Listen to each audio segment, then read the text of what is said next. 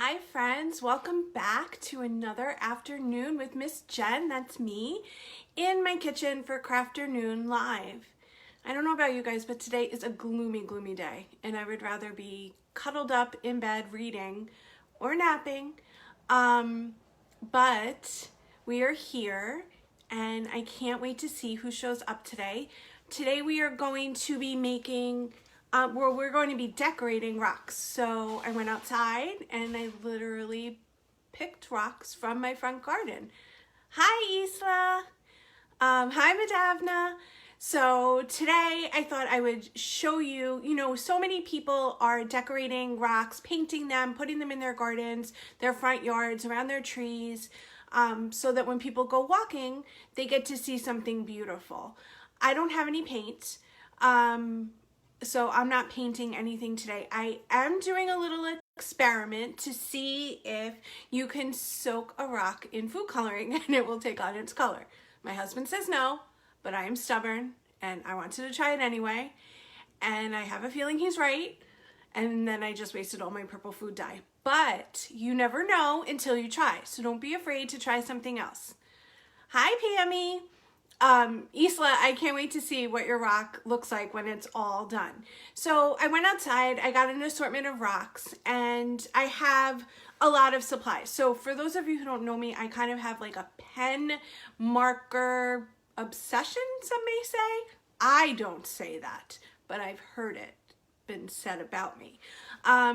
I just don't think you could have enough beautiful Sharpies or paint pens or Mr. Sketch or, colored pens to write with. It makes everything so much better. So when I had this idea to do the rocks, I had all of the supplies that I needed and then some. So these are just I had sorted my pens into categories a couple weeks ago when I was trying to be organized. This is as far as I got. But I have my Sharpies. These are my super fine point ones. A lot of these I would do for like writing, but these work well. These are the ultra fine. I have a ton of those.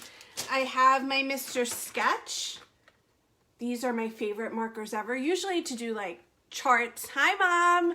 Usually to do charts and, posters and things like that, but they do work well on the rock. I did try it out. I have my Mr. Sketch scented crayons. I didn't try these out. I don't know how they're going to come out, but we could do something with them. And then I have all of my Sharpies by color. These are thicker, some are thinner point. It depends what you want it to be for. So these are great too. And then I have all of my paint pens. So these are ones that I use if I'm making, usually I use them when I'm like making ornaments or decorating things. But I picked out a bunch of colors. And so here is where I have it set up. These are all of the pens. And again, these are just a few of what I have. But I think that we can get started. So again, I'm Miss Jen from the Nanuet Library, and this is Crafternoon Live in my kitchen, and we are going to be decorating rocks today. So there's no wrong way to do this. You can use anything that you have. Anything is going to be beautiful. If you do have paint and you decide to paint, then you should probably let that dry before you go ahead and add any other decorations to it. But only because it'll make a mess.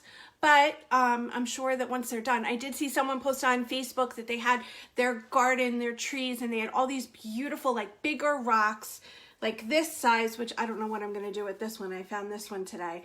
And they had them all painted in different colors, and it was really beautiful. Hi, Prithika.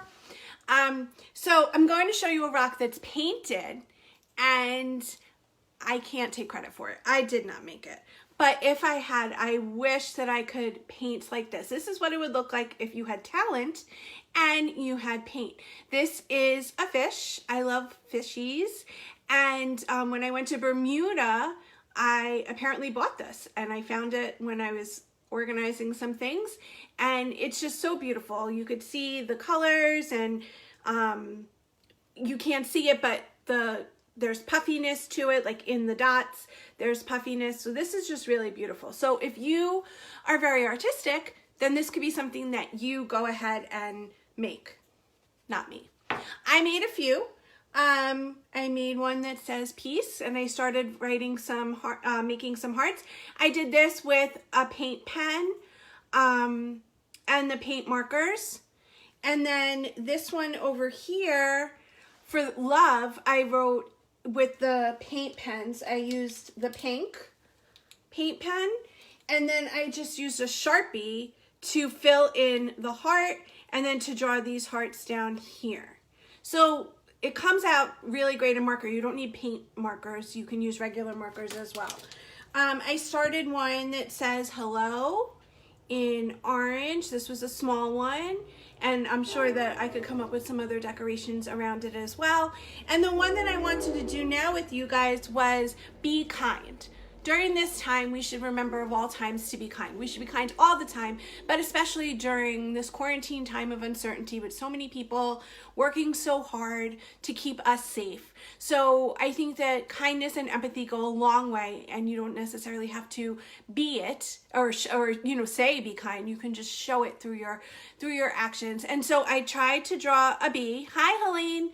Remember, I'm not an artist at all. I only pretend to be. And so this is my bee that doesn't really look like a bee. And then I'm going to write kind in a marker. So you guys get your supplies, you get ready, you start drawing as well.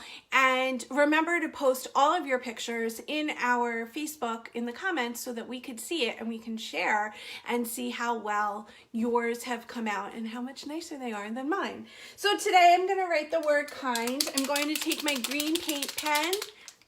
Hi, Helene. I don't know if I said that already. And I'm going to write kind. And I think I want to do it in a couple of colors so that it's not all one. Kind isn't all one color. So I'm going to start out with this really cool green. And then when it dries a little bit differently. It dries a little bit darker or a little bit lighter. So here's my K. See, writing is what I could do. Drawing not so much. And then I think I want to make a blue eye.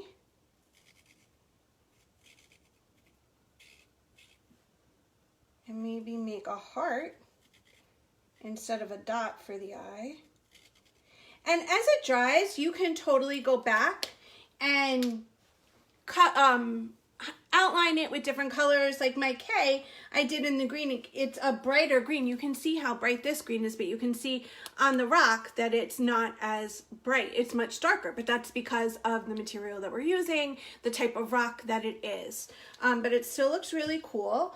For N, I think we definitely need a purple. Oh my God, do I not have a purple paint pen?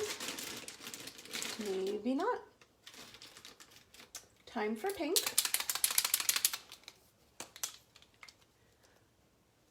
So you're using a rock that looks like a shoe to make a sneaker that says Nanua 2020. That's hilarious. I cannot wait until you post that so we can see it.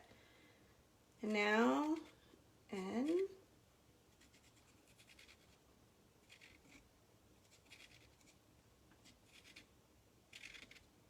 In pink. And I think maybe orange for the D.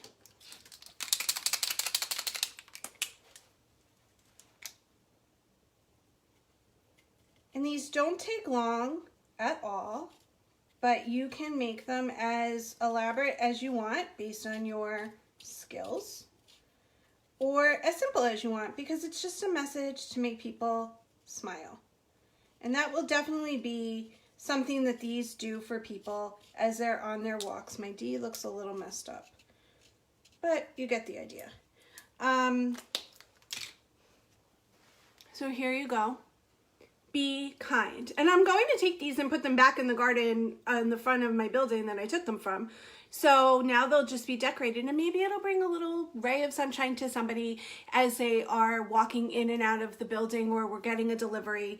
Who knows? So I did tell you that I tried to dye a rock to see if the color would change, and it did not. Well, no, I'm not entirely sure about that, because it was one of these rocks. So this is white and I don't know, it reminds me of marble. It's clearly not marble, but it reminds me of marble. So I put it in this big bowl of purple food coloring, and it is starting to change color. I mean, it's definitely not like, whoa, it's purple, but it's only been in for half an hour. So I'm going to continue leaving that in there and seeing if that works, because I didn't have paint. And I think that, you know, painting some of the rocks would be really cool as well. So that's it, my friends. I've made 4 different rocks. I can't wait to see yours. Before we go, remember last week I told you that I read this book called The Strangers by Margaret Peterson Haddix. So I finished it. And it was about these 3 children who live with their mom, and then they find out that 3 other children who have the same name as them, first name and middle name and birthday, have been kidnapped from another state. They live in Ohio, and I think Arizona is where the other kids were from. And so when I first started reading it, I was like, oh, I wonder if the mom kidnapped them, and, you know, now the other family is like, please give them back. That was not the case. And I'm not going to tell you what happened, but it was excellent. It had a lot of mystery and suspense and adventure, and it really shows you that kids can do anything. I mean, I don't recommend going out on these crazy adventures by yourself. However, it was very well written. I was definitely on the edge of my seat, and book 2 is already out, which I ordered, which is coming this week. I can't wait to get it. I do believe that we have this on Hoopla. I think Angela had purchased it for our library after I talked about it. The other book that I read this week, I literally read it in like one sitting. This is called The Mystery of Black Hollow Lane by Julia Noble. And it has keys on it and skeletons and a big, looks like a haunted house. It's actually a school that this girl is going to. So Emmy is 11. And she lives in Connecticut. Her mom is a child psychologist, and she's one of those people that like travels and goes to other people's houses to tell them how to raise their kids better. So she doesn't have time for her own daughter, which, you know, doesn't really make you a good mom. And she ships her off to boarding school in England. And Emmy doesn't really want to go, but she doesn't really have a lot of friends, and she's kind of intrigued. Her dad died when she was 3. She knows nothing about him. And before they leave, her mom never talks about the dad. And before she leaves, she gets this mysterious letter alluding to the fact that her dad is maybe alive, or that there is a treasure that he hid in her house. And so she finds this box, this beautiful, beautiful box full of these medallions. And they're very mysterious, so she decides she's going to take them with her. She doesn't tell anybody. And when she gets to school, a whole lot of stuff happens. And she realizes that her dad went to this school, and there's a whole secret society happening. For those of you who love mysteries and intrigue and adventure, this is definitely one to read. And again, there is a second one, and again, it's coming to me on Friday. So I'll be sure to tell you about it next week. I don't know if we have this on Hoopla yet. I'm going to ask Angela, and if we don't, then we'll definitely order it because it's excellent. And these are for ages, I mean, I would say, well, it says 8 and up. And if you're a grown-up and you need to get away and get a distraction, I would totally pick this up and read it, because I did, and it was excellent. So the other thing I just want to remind you really quick is, I know we're stuck at home, but don't forget to fill out your census. It took like 5 minutes. You get the card in the mail, and everybody deserves to be counted to have their voice heard. Tomorrow is Thursday. Miss Kristen is doing her story time live on Instagram at 4:30. She has another special guest. Her 2 guests so far have been her iguanas. No, maybe they're not iguanas. I don't know what they are. I think they're iguanas. And tomorrow she's going to have another special guest. So tune in at 4:30 on our Instagram if you want to find out who that is. And thank you for tuning in. I can't wait to see your rocks, and I miss you guys, and I can't wait to see you in real life, hopefully again very soon. Tune in next week. I don't know what we're making yet, but it's going to be fun. And a gecko. It's a gecko. Thank you, G. Thank you.